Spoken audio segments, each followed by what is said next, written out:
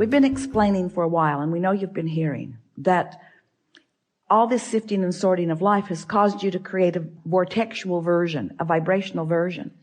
And most of our physical friends, even those who have been listening to us for quite a long time, they really don't accept the realness of this vibrational reality until it manifests. And so we talk to try to help you to sense the vibrational version, to feel the vibrational version. In other words, if we could get you to feel secure even before it manifests, it would manifest faster.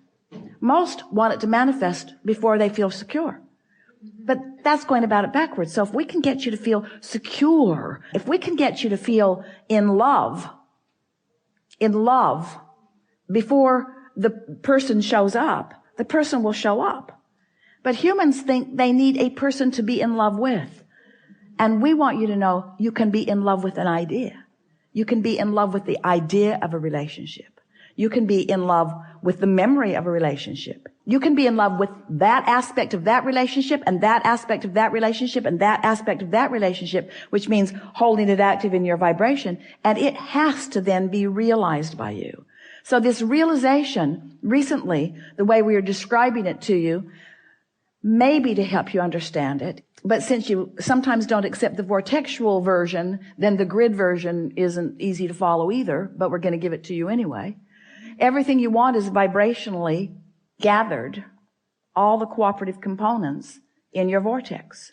And it is ready to reveal itself to you. And the reason that we're using the word reveal or realize is because you are going to be the interpreter of it. In the same way that that sweet bird was the interpreter of a message from Jerry to Esther. There are interpreters all around that are ready to interpret the message to you. Humans, we're not just talking about birds. We're talking about experiences. We're talking about financial forces. We're talking about ideas that flow to you.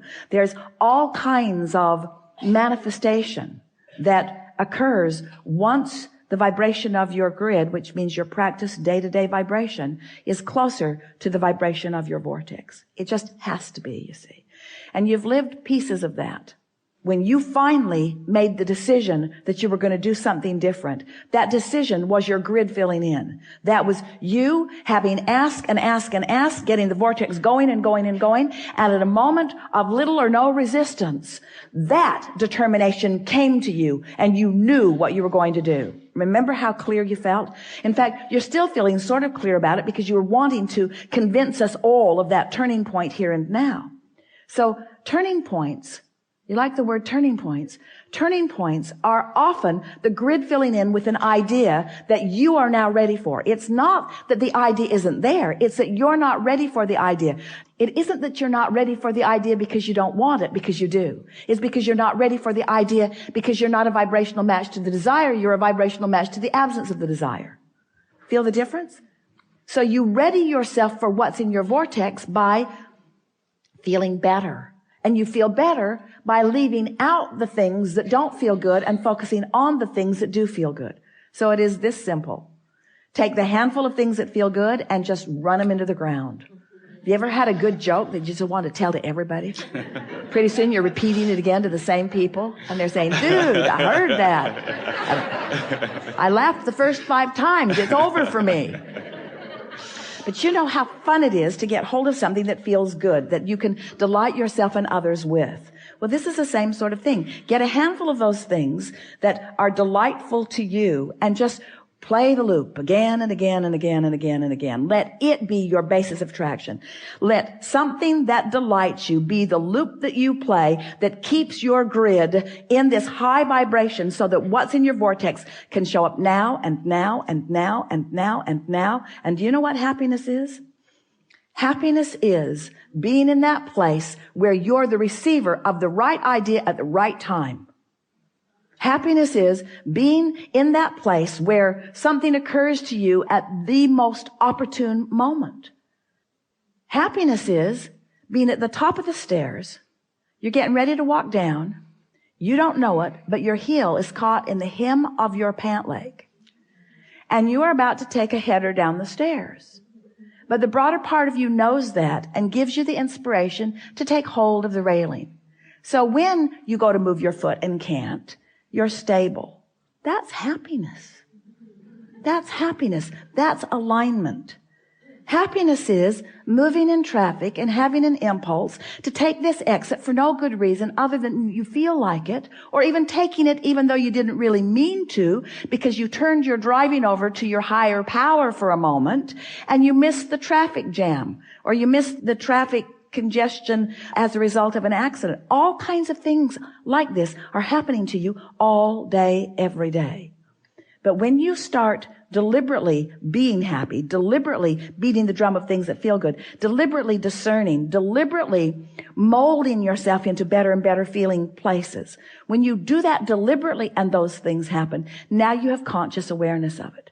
If Esther had not had that conscious conversation with Jerry in the car right before she went to her room, the bird on the porch would have just been a bird on the porch.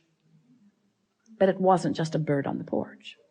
She would have missed that if she had not been vibrationally up to speed. You see what we're getting at? So much of your world wants to chalk those kinds of rendezvous, coincidences, which is incidences that cooperatively combine. They want to call them coincidences in the attitude of luck or fate or chance. They don't understand that it's cooperative components coming together. In other words, people who are looking at things like that are wanting to call them happenstance, and we want to call them creation. And so when you get clear-minded like you are, and you understand how far you've come, and you have, and you realize how powerful your desire is, and it is, and then you deliberately focus upon the strongest desire that you have, which you spoke when you first sat down here, to be happy, to be happy, to be happy, to be happy. To be happy, meaning to be in alignment, meaning to be in control of my own thoughts, meaning to be in control of my own vibration, meaning to be in vibrational concert with the source within me, meaning to be in vibrational concert with everything that I put into my vortex, meaning right here, right now, being in alignment so that I will be the interpreter, the manifester, the realizer of the best that could happen in this moment. That's happiness. This moment, and this moment, and this moment, and this moment. It's not saving up for a vacation. It's not putting up with all this stuff. It's not going to work all week long doing stuff I don't want to do so that I can get some money so that I can finally go do something that I do want to do. Because when you get there to do what you do want to do, you're not happy because you haven't been practicing happy at work. You're not going to be happy on that vacation if you're not happy at work while you're earning the money to go on vacation. Are you? Don't you get on vacation and don't you just complain, it's too short. It's too short. I don't get to do this often enough. My flight was delayed. The weather wasn't good. In other words, you can't get there from there. You get to happy from happy. Well, Abraham, that helps a lot. So you're telling me that if I get happy, I'll be happy. Let me write that down. And if I get rich, then I'll be rich. I'll write that down too. We're saying you got to find a little piece of it. You got to fan the flame of it.